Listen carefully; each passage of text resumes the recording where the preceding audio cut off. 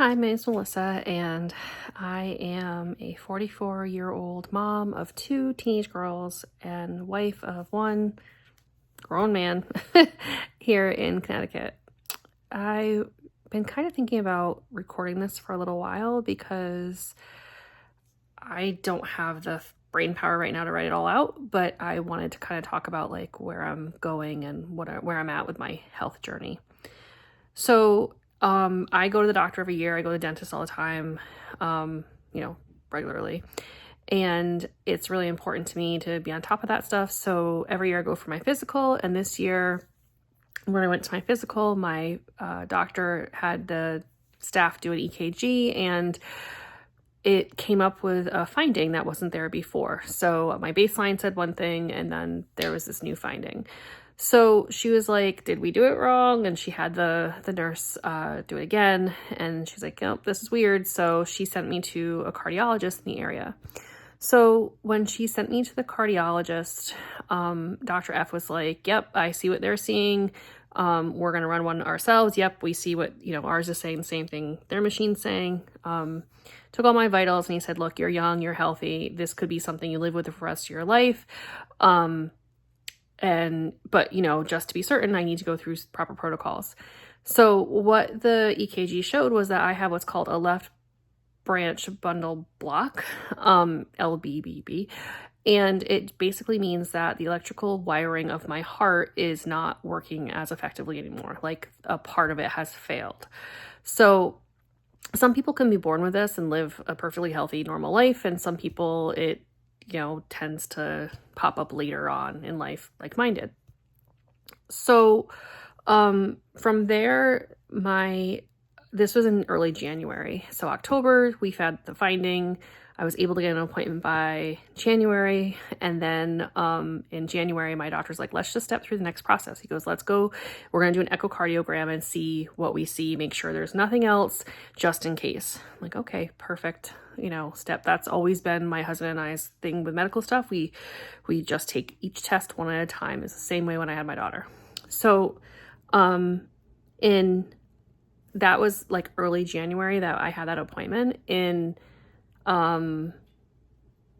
like mid-January, my mom, who's 60 in her, like late 60s, 67, I believe, had a major heart attack. So I had to fly to Florida to help my mom recover for a couple days, and then flew back home. So my mom has this heart attack, and my dad had a quadruple bypass or something, triple bypass, several years ago. So I had these two, my parents both had heart issues, and Dr. F was like, let's just step through the protocol and see what we get.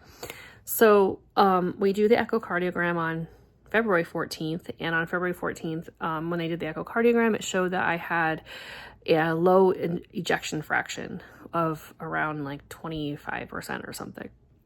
So your heart is supposed to eject the blood as it pumps it in and then it ejects it out. And mine wasn't doing that as effectively as it should, because what's normal is like 65% of your blood should be ejected out. Mine was only ejecting out like 25%. So basically it means that my heart is working harder than it has to be, which kind of like really makes sense now that I think about it. Like, I've always thought it was my thyroid, but this, like the fact that my heart's not like pumping what I need around my body as effectively as it should makes sort of sense. So, Dr. F is like, okay, we're going to move to the next protocol.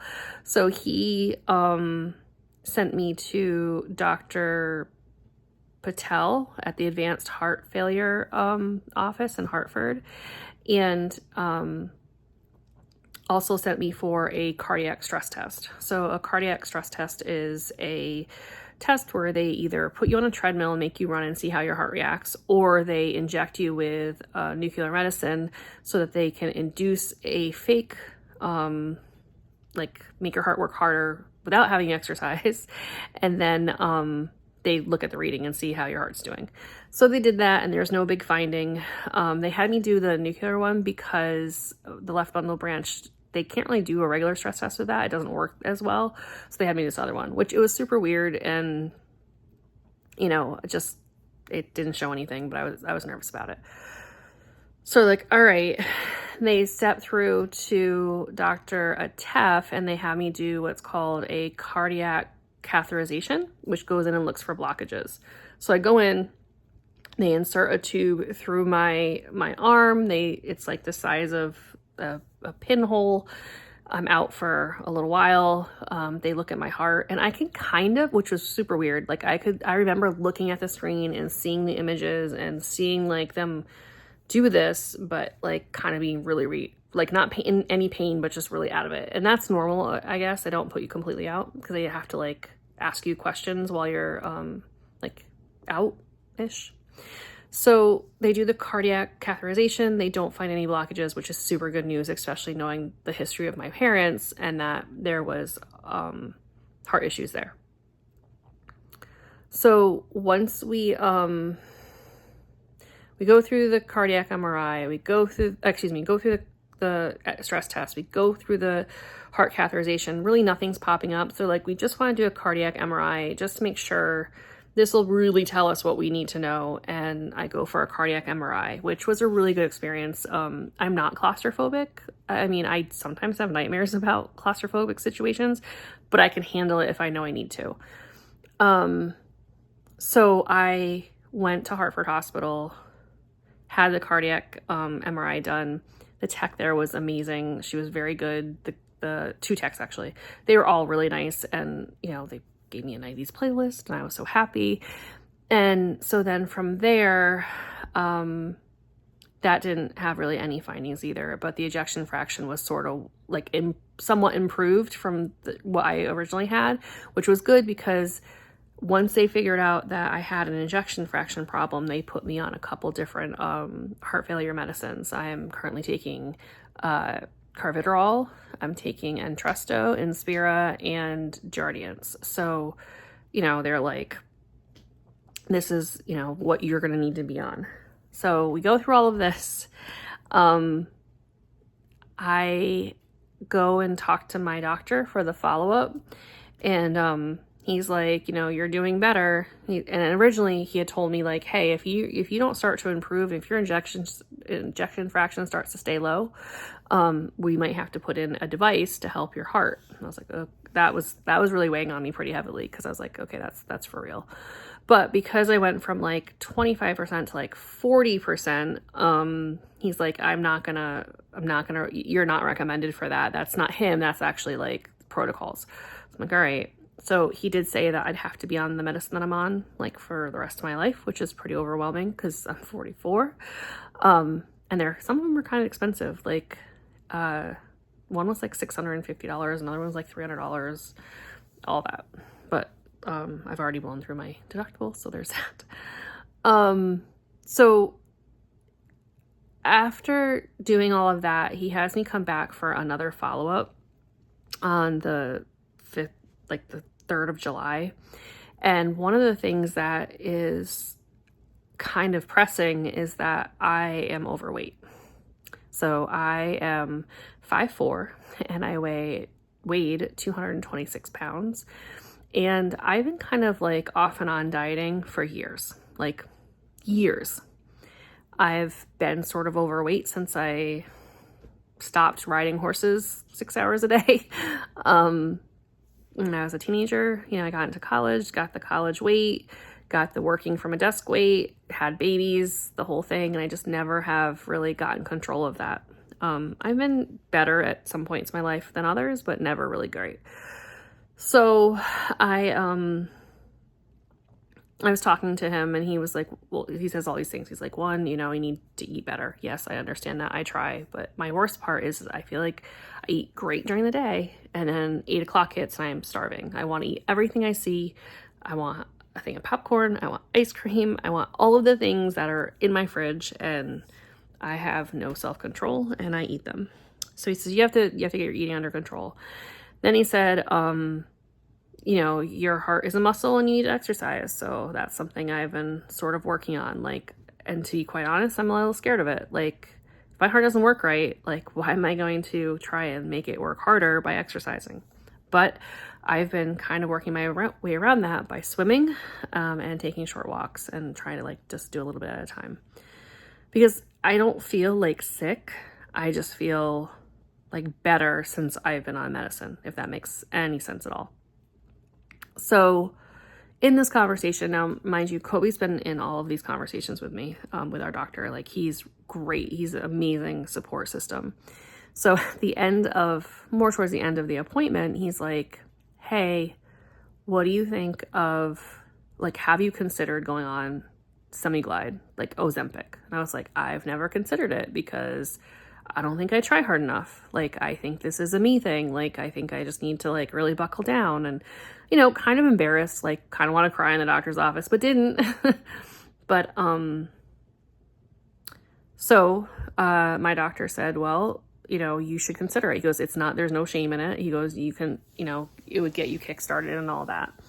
So I said, well, what's the process? He goes, go back to your physician, your doctor, and have a conversation with her and just say, this is where I'm at. This is what the heart doctor said. I mean, he goes, you've been seeing her for a long time.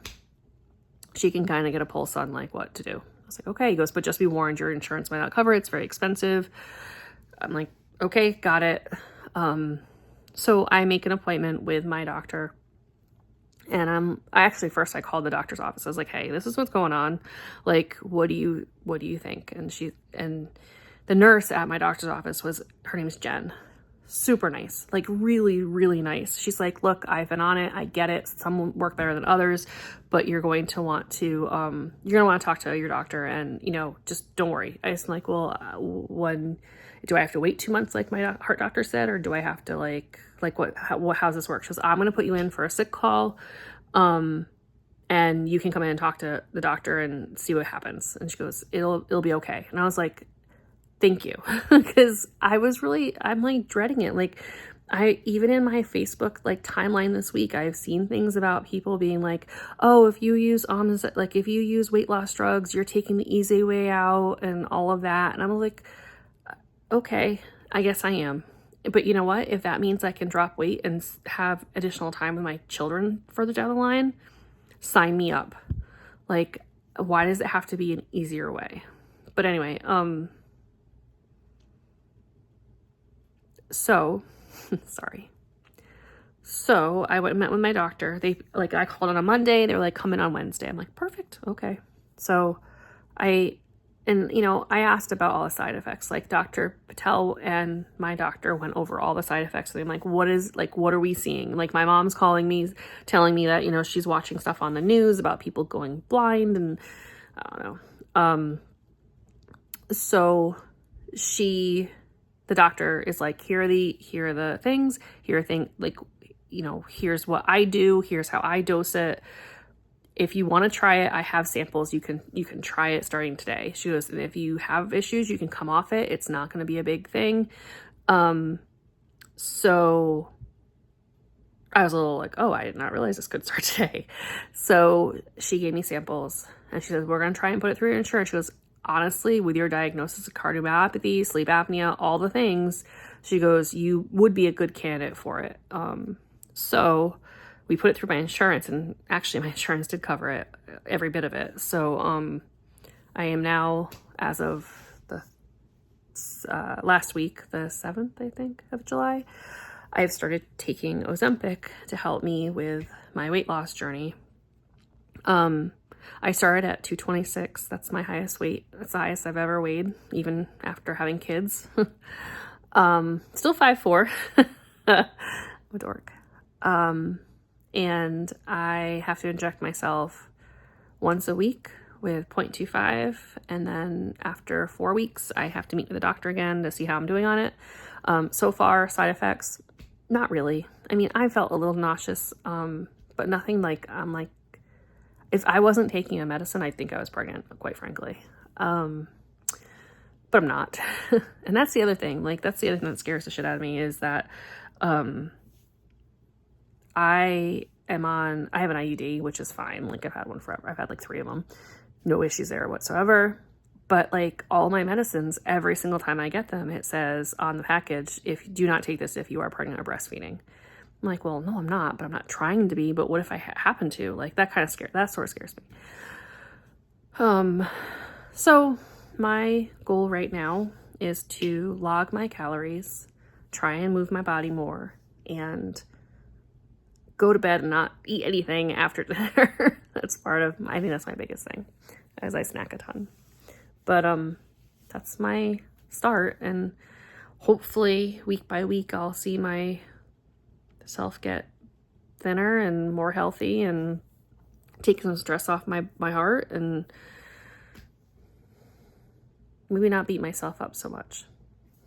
But that's my story. That's where I'm starting. I started January 7th at 226, like the weight, not the time. And I'm working on it. So that's it.